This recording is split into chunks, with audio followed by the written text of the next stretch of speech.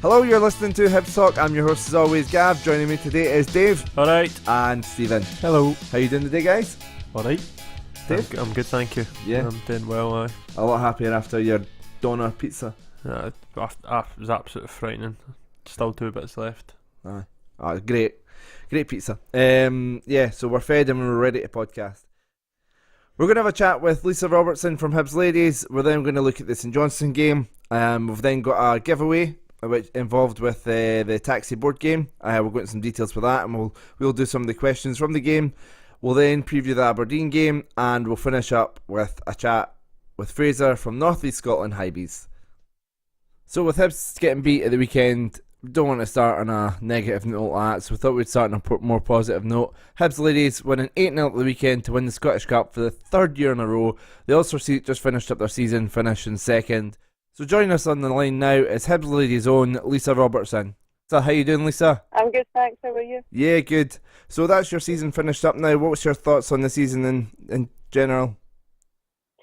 Obviously really happy to retain double cups, obviously winning the League Cup and the Scottish Cup, but a bit disappointed that we didn't manage to win the league, coming so close and only being 3 points away from it, so that was disappointing, but overall obviously happy to keep the 2 cups.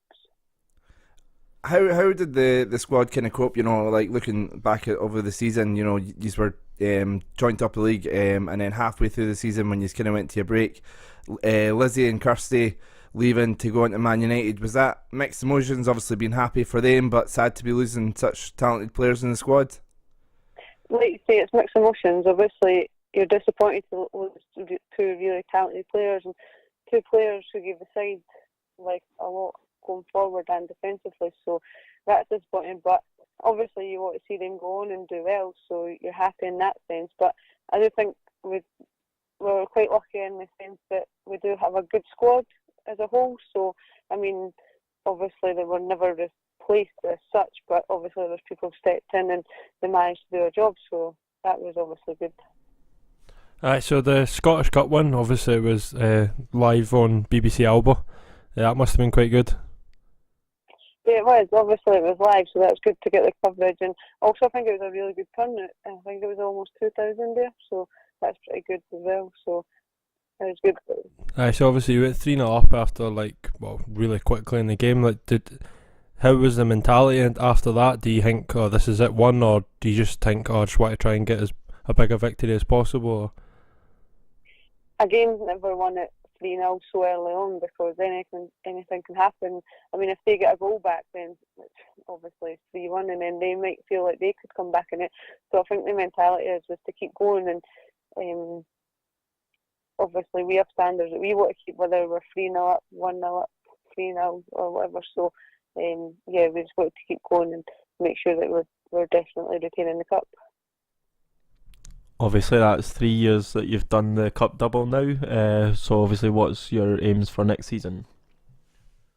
Same as what it was when you asked me last season. To win the league and try and retain the cups, obviously. Obviously next year you want to look to win the league and retain the cups. So I mean, what do you think you need to do? I mean, it came down to that game a couple of weeks ago, and it could have gone either way, and I think there was quite a there could have been a penalty. I certainly thought it was a penalty at the towards the end, but it was that close. What do you think you need to do in order to pip Glasgow City to the title? Well, I don't think there's much more that we can do other than win that one game that we needed to win. I mean, I think we're moving in the right direction. We're obviously maintaining a high standard all the way through the year, like every single game of bar one. So, I mean, I think next time we just have to grasp it and make sure that we come away winning. And have you got any personal aims for next season, or is it just sort of for the team as a whole to kick on and hopefully get the treble? Like you said, for the team to kick on and get the treble. Fantastic. Well, thank you very much for taking the time to speak to us, Lisa. Well, thank you for having me. Okay, and enjoy your time off. I will do. Thank you. Cheers for that. Cheers.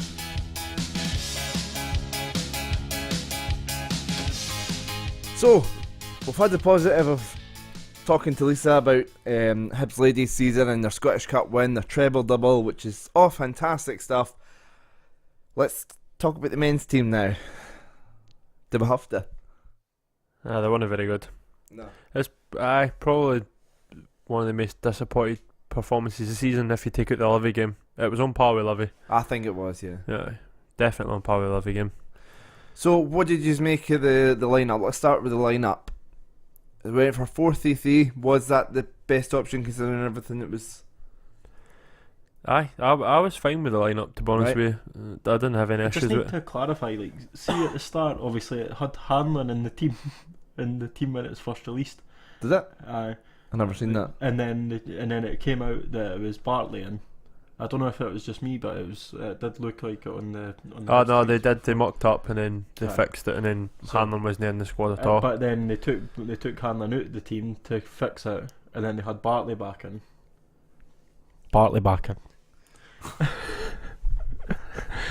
It just, I didn't get it. It never worked against Hearts. What do you know? Get out of speaking to a mic. Aye. It's only been a year and a half. No, the thing with Bartley is I really like Bartley, and I think Bartley played really well.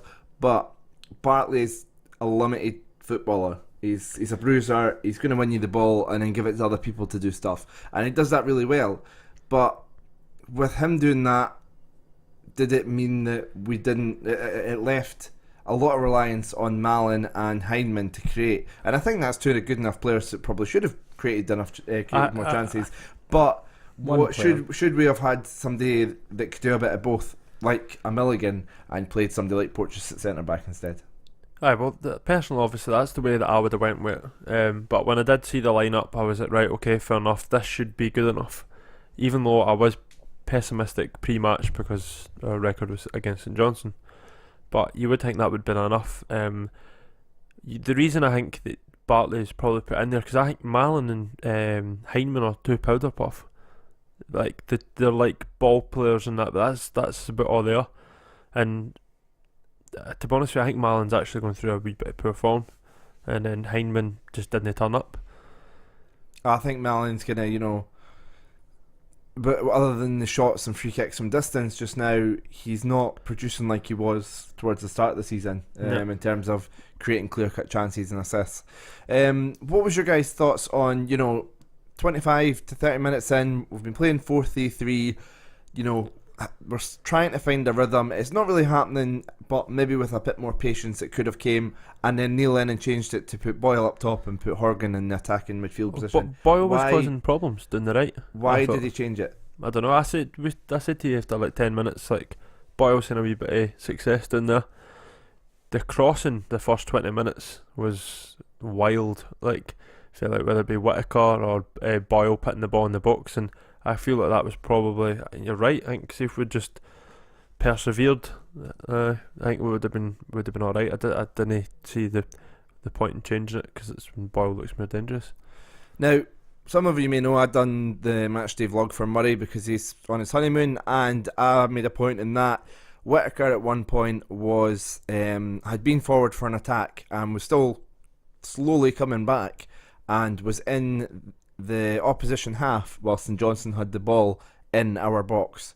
So your right back of a back four is still in the opposition half whilst they've got you in your box. It's ridiculous. And they were attacking down the space which he left. There was no busting a gut to get back. He was always an attacking fullback when he was younger, but now he doesn't have the legs to come back, so he can't keep on playing that way. But anyway, he doesn't have a great game in general. He's starting to struggle a bit, and he gets taken off after about 65 minutes. Stephen, when we've got a right back in Harry on the bench, why did we bring on McGregor to play centre back, and then Effie got told he was to go to right back and then seemed confused and was still playing centre back and leaving spaces? Why did we not just put on Harry, who's another right back? Effie confused? Surely no, Gav.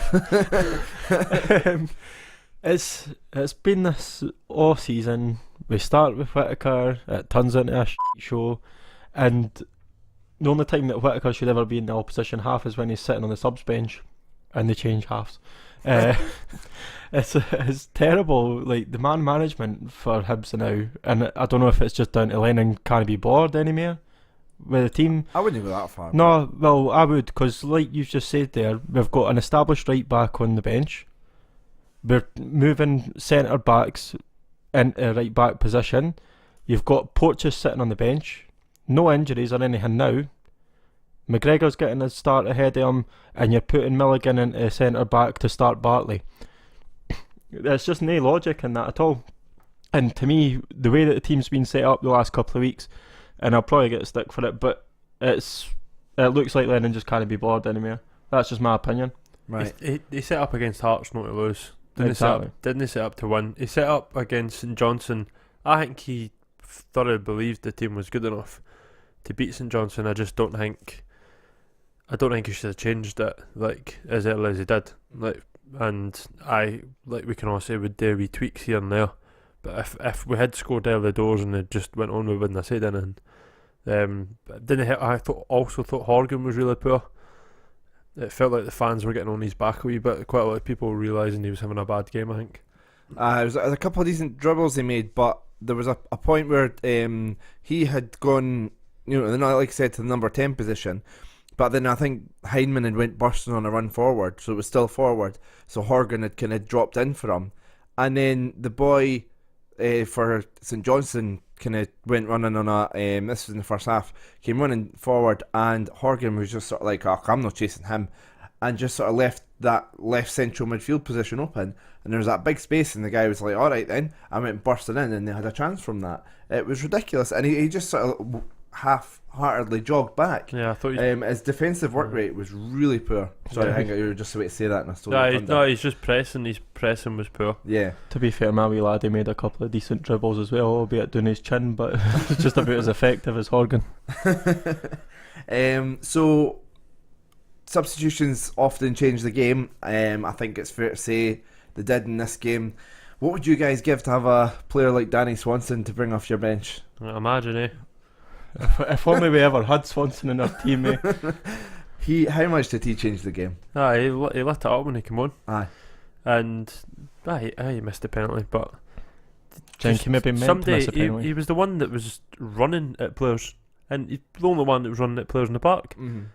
So all credit to Neil from the phone in last week, who said that Danny Swanson would miss a penalty. He got that right. But he also said would win 3-0 and would be 3-0 up when Danny Swanson missed the penalty. But he got the missing the penalty bit right, so well done, Neil. So what else do we say about the game? What's the positives to take from the game, if any? McLaren got 90 minutes. But McLaren needs flow. Right. So if McLaren needs flow, needs a big man, and I know this didn't work at Livingston, where was Allen? Why didn't Allen play up top beside him? Target man, who was the only good thing come out of that game against Livingston. There was other issues. He wasn't the reason we lost that game at Livingston. It was to do with the pitch and attitude and stuff, which was still an issue today. But McLaren looks like he needs a target man beside him. Why did Allen not get a game? I don't know. It's a great question. It's a good point to raise as well. You say where was Allen? Where was Allen even in the team? Like, they put Gullen on the bench, and Allen was left out again. He came in for the Livy game, played probably the best player on the park that day at Livingston, and yet he's never been in the team since. Crazy. Yeah, it's just another one of these decisions that I think it looks like Lennon can't be bothered. Oh, well, it's like you said, Lennon did say he was going to focus on Sean Porteous for coming into the team, and he said that. Obviously, you were at the AGM. He said that. I know, but at the same time though, like he's brought Gullen into the bench. Why not bring Allen, who's an established? He's played in the first team. Probably because he's got Sean on the bench, and he knows he's not going to bring Kingy on. If things are going our way, he'll maybe chucked Gullen on. Because it wasn't going our way, then he's maybe said to him, look, if we're a couple up, you'll get a chance. He's seen Lewis Allen, and just on that today, just on the positivity of the fact that we've got youngsters coming through. Whilst we're on that topic, there was something in the Edinburgh Evening News today, or maybe it was in the Scotsman, one of the two. They're pretty much the same paper. They are the same paper. Yeah. It was about the fact that Hibs are leading in the UK for the most minutes by academy players. So out of all the teams in the UK, Hibs are leading. It was the whole thing was done across Europe and stuff, and we have 30% of our minutes completed by our minutes played this season have been by academy players. To be fair though, 'Cause you're that's- starting Lewis Stevenson every game. Yeah, He's an academy Stevenson, player. Hanlon, Whittaker, Porteous. has played. I think it's 6 games. Shaw's played 7, which I was surprised to see. I thought Porteous had played more Shocking. games. I never knew that. And then you've got the likes of who else was there? Obviously, Gullins came through. Lewis Allen's played a game. So it's good to see. There's probably more that we're blindly missing, but yeah, it's good to see that the academy's really working and has been for a long time. So Good. that's a Refreshing. positive. It's the way you want it to be. Aye, and we were at 30% of our squad. The next one in Scotland was, I think, Hamilton or Celtic. They were both at like 25. And second and third in Scotland. There's your positive to finish on the St Johnstone game. Yeah, so let's finish on that positive there.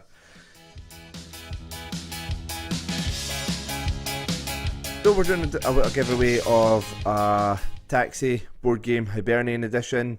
This is not a paid promotion or anything like that. Just the guys offered us a copy to play ourselves and a copy to do as a competition giveaway.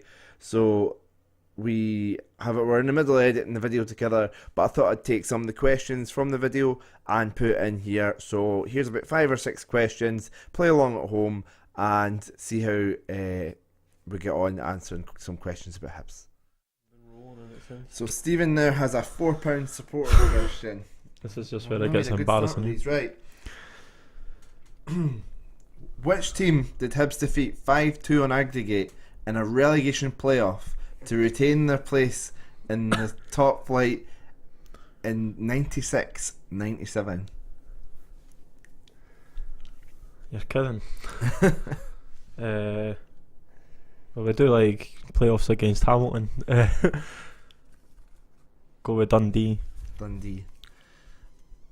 It's not the right answer. I genuinely thought It was Airdrie. right. Chris Tarleton here. Dundee. It's not. We don't want to give you that.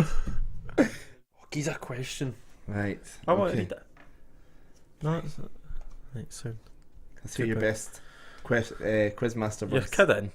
It's a £2 quiz. Aye, I £2 are know. much easier. Obviously. Didn't he say it's easy and then I'll end up not getting it? Who was the Celtic manager when they defeated Hibs in the 2012-13 Scottish Cup final? Neil Lennon. Aye. But we don't want to give you that. Which former Hibs player co-presented Top of the Pops in 1970? I've actually got a book on this person. George Best. No.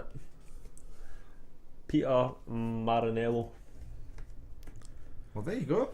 How about a book about him? I did not know that. Yeah, I'm giving it like. My dad has probably told me at some point, and that's one of the things that's not stayed in there. £4 supporters question. Stephen Rayner.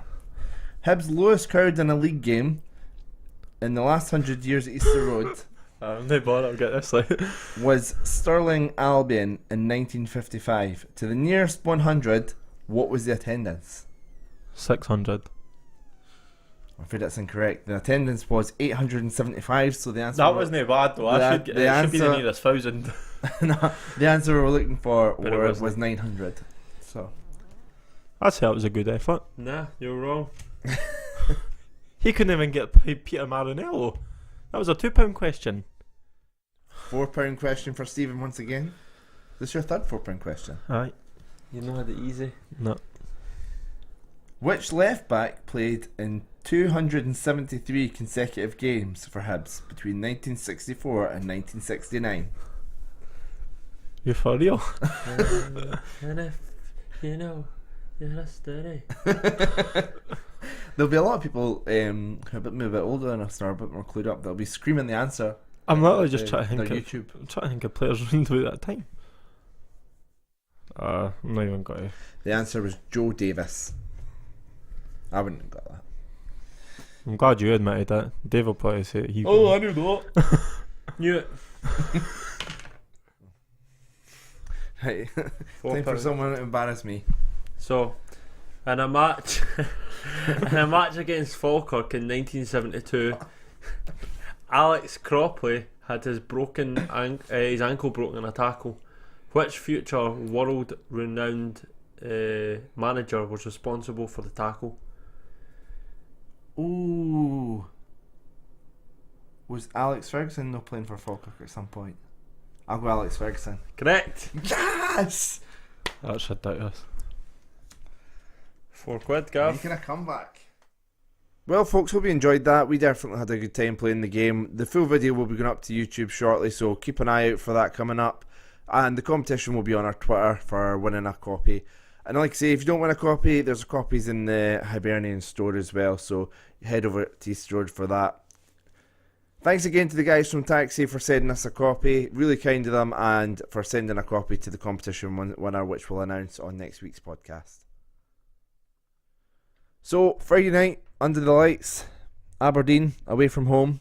Aberdeen, fair to say, have, after a poor start to the season, the last 3 games have definitely turned it round, albeit the performance is still not there. They've won against Rangers 1-0 in the Cup. They have beat Hamilton 3-0, and then they beat Kilmarnock coming from behind after that Chris Boyd penalty, which I'm sure we could have a whole discussion on Chris Boyd's antics compared to Neil Lennon's, but we'll leave that for another time. So how are we feeling, just first off to get started, how are we feeling about the game? If I hadn't watched Hibs' last 2 performances, which I have, and then had caught Aberdeen at the weekend, because I watched it and they were absolutely awful, I'd be like confident as anything. But to be honest with you, the way they played against Kilmarnock was the way we've played the last couple of games, so I think it'll probably be an absolute bore fest. Another 0-0. If I'm being honest, because Aberdeen set up not to lose. Can we after the way we've played, I can't see. I think Lennon will go for a point, Well, which I didn't think Can he afford to go for a point, considering the last 3 games we have got 1 point out of 9? No, I don't think he can. I think he should go to win it. But I think he should go to Tynecastle and try and win. I'm not going to go back into that, but he didn't. So he went to Tynecastle to draw, and I think he'll go up there to draw. That's just my honest opinion. And adding to that about the needing to win, just sort of before we go into the game more itself, credit to Paul Crack who put this on the We Are Hibs page on Facebook. The fixtures from Friday until the end of the end of the year. We've got Aberdeen on Friday night, then we've got Dundee at home, Kilmarnock away, St Mirren at home, Hamilton away. Now those 4 games, you'd have to say, with the exception of maybe Kilmarnock, even then, 4 winnable games. If you're ambitious for 4 winnable games, and then this is where it gets fun. In the space of 13 days, Celtic at home, Rangers at home, Livingston at home, Rangers away, Hearts at home. Now I know at home was said 5 times there, but you look at the games: Celtic, Rangers, Livingston, Rangers, Hearts, in 13 days. Exciting. It's exciting, yes, but I want to be going into it with good form, starting on Friday night. So yeah, we need to be going for the 3 points. I know you, in the grand scheme of things, you think a point at Petronji is maybe no bad, but considering we've just got 1 point from 9, we need to be going for 3 points. Stephen, do you agree with that? If we set up for a draw on Friday, then that's it. That's your season. Well, no, because there's still No. 35 games left or something. No. 35 games left. I'm bad at math. Leave me alone. You're bad at English as well. How many games is left? 20? I don't know. It doesn't matter. The fact that your season is gone right downhill now after what I would call a good start, it doesn't look as though there's any way back up. Wow, you're cheated tonight, yeah? Nobody won that, man. After that pizza with the cheese up, Stephen. I don't think it's that bad. I mean, it's. I think 3 games, Celtic at Parkhead, you're hardly ever going to get anything. A point at Tynecastle, and then a bad result. If you space them out differently, then you're only thinking this is a bad start to the season. But the thing Like is, if the St Johnstone defeat came on on a Wednesday night in January because it would been delayed or something, and then we'd beat. Never beat St Johnstone anyway. We never beat the Hearts at Tynecastle, and we rarely win at Parkhead. So expected. But that's the thing, though. You look at this last season, and at this point of the season, we went to Parkhead, drew. We went to Tynecastle, we won. Well, never won, we drew actually, we should have won. And at St Johnstone, did we not beat them last season? No. No. Did we get another draw? We've beat St Johnstone 1-8. 1 in the last 8, St Johnstone. We should have beat. Because we're St. going to John's. beat, we got beat 2-1 at Easter Road. Aye, that's right. Actually. And then I think we only played them once because of the split. But I think it was two teams away. These are games that at this point last season we would have thought we would have won, and the way that it was set up at Tynecastle just flipped that for me. Like, just so defensive, doesn't want to make any effort. Really disappointed. Really disappointed. That's better. You want to just stick it on my nose, Gav? To clarify, he's talking about the mic. Wow. Okay. So let's look specifically at Friday night. We went 4-3-3 partly because of Canberry being injured, and then that quickly changed to Diamond. How would you guys line up against Aberdeen? Dave, starting off with you since you watched the game against Kilmarnock. 4-4-2. 4-4-2? Aye. I don't know the last time we played that, but I would be all for it. Yep, just solid. 2 up top. Boyle and who's on the other wing? Do you keep Horgan in or after his? Aye, Guillaume and is Ajipong still it? I think so. I don't know for certain. Aye, if no, I would play him in the other left and just absolutely terrorise them. No. Just go and just try and flatten them. What about the middle of the park then? Who do you play as your midfield two? Considering. Well, I would play probably if you're going to go with like 2 kind of attacking, like kind of outside poke, I'd probably play Malin and Milligan. I wouldn't play Heineman. Fair enough. Stephen, how would you line up? Genuinely thought that you were going to say Heineman there. That would have been it. Milligan and Malin. It's got to be. So you'd go 4-4-2 as well. Aye. Right. No, I think I'd go back to the 3-5-2. So who would you play as your 2 centre backs? Ambrose and McGregor or Ambrose and Porteous? It has to be Ambrose and Porteous. But that's the thing though, Lennon doesn't want to play Porteous again now because McGregor's back. Hanlon might be back as well. Who do you realistically see us playing as centre backs? Well, if it's Lennon, then Lennon will probably if he goes, because I think he's going to play a back 5 against Aberdeen to deal with their 3 attackers. I think he'll go Hanlon, McGregor, and Ambrose if they're all fit. If not, Milligan will be at the one of the centre backs. Is that with Whittaker as right wing back? No, and Lennon probably, yeah. I'd be hoping it'd be Boyle at right wing back, but probably not. Yep. Yeah, so It's I back don't to know. the start of the season again. Well, the game against Tynecastle, at Tynecastle, that's what we played. I know, that's It's what I'm just- saying though, he's reverted back to the start of the season where we were getting humped. Right, we're being too negative. Come on, guys, it's got to be positive. Right, so what we're thinking for score predictions then? 2-0 Aberdeen. Dave, any more positive than that?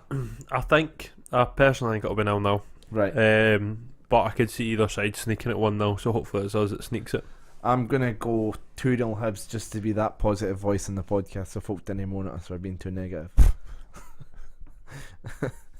So with a game against Aberdeen at the weekend, thought it'd be quite fitting to get somebody from North East Scotland Hibees who have been doing really well recently, and got some information about pubs and things like that, which would be good for people to go to, people heading up. So we've got Frazer joining us from the North East Scotland Hibees. How you doing, Frazer?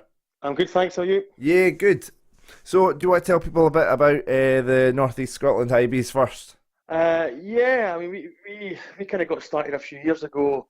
There's always been quite a few Hibbies kicking out Aberdeen. Quite a lot of the guys used to get the train down most weeks. And maybe about 3 years ago, we launched a Facebook page to try and kind of pull us all together. And that was a really good success. And then I think we decided to run a bus down to the Bromby European tie because we couldn't get the train back up. It's that problem that you hear the Aberdeen fans moan about when there's midweek games or early kickoffs. You either can't get a train down in time or you can't get a train back after the game. So we thought we would try and get a bus going, and we got a 17-seater full, great trip down, and it kind of all took off from there. So the next kind of year or so, we ran a few buses to the midweek games and the early kickoffs, and it worked really well. We've now hit about 250 folk on our Facebook page, which we're delighted about. That's people from Aberdeen, from Elgin, from Dundee, pretty much the whole North East of Scotland. There's a real wide spread of folk use the Facebook page, and then it kind of really kicked off after we won the cup, and We managed to get Hibs to bring the cup up for us all to get our photo with it and stuff up in Aberdeen one day, which was great. That really got a buzz about the club.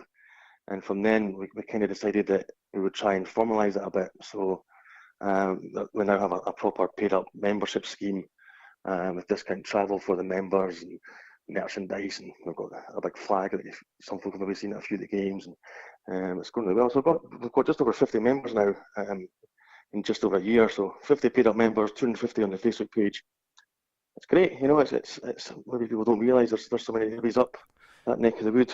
And if there's any Hibbies listening to the podcast that are up that neck of the wood and really hadn't heard of you before or that, how would they go about joining up?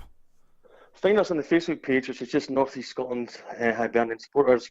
Just search that, and that's where we do all our communicating and interacting. We've got a few members that don't use Facebook, so they have to get a text message or a phone call. But other than that, it's mostly done through the Facebook page. And we've run, I think we've had 5 or 6 buses down this season. So it's been a good start to the year. It'll end up being the most buses throughout the year this season. So it's grown, every year. So yeah, everyone's welcome. As I say, it's not just Aberdeen. It's anywhere in North East Scotland. We've got a good bunch from Montrose. We've got guys in Dundee, Elgin, all over the shop, to be honest. So does the bus make a few stops like on the way down and pick folk up when it's coming down? It does. It normally starts Aberdeen. We pick up Lawrence Kirk. We pick up Montrose sometimes, and Dundee, and drop off on the way back. And it depends. We usually take a 17-seater, which is the biggest bus we can self-drive, and we just take our turns to drive it. So somebody has to stay off the booze. But no, it's good. It's a good crowd, good mixed crowd. Kids come along. Kids membership's cheaper. All that malarkey. Kids get on the bus for free. Yeah, it's good. It's good fun. If anyone's up Aberdeen or North East that want to get involved, give us a shout. The more the merrier. We're all meeting up. We've got a pub in Aberdeen, which is kind of our home base, which is called the Butcher's Arms. We're all meeting up there on Friday before the game. There's a kind of private lounge which is set aside for us. Probably holds about 100 folk. Some free pies and all that sort of stuff. And it'll be a good laugh. So if anyone wants to come along, you're more than welcome. If you're wanting to sign up, we'll have some membership forms there.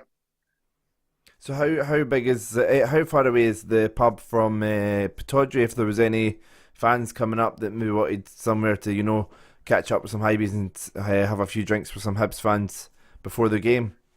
It's about a 50-minute walk to the ground. It's a wee bit out of the city centre, but it's nearer the ground. We used to drink in a pub called Halo, which was slap bang in the city centre. The last couple of games up there, we've had a bit of a shindig there, and it's been really, really successful.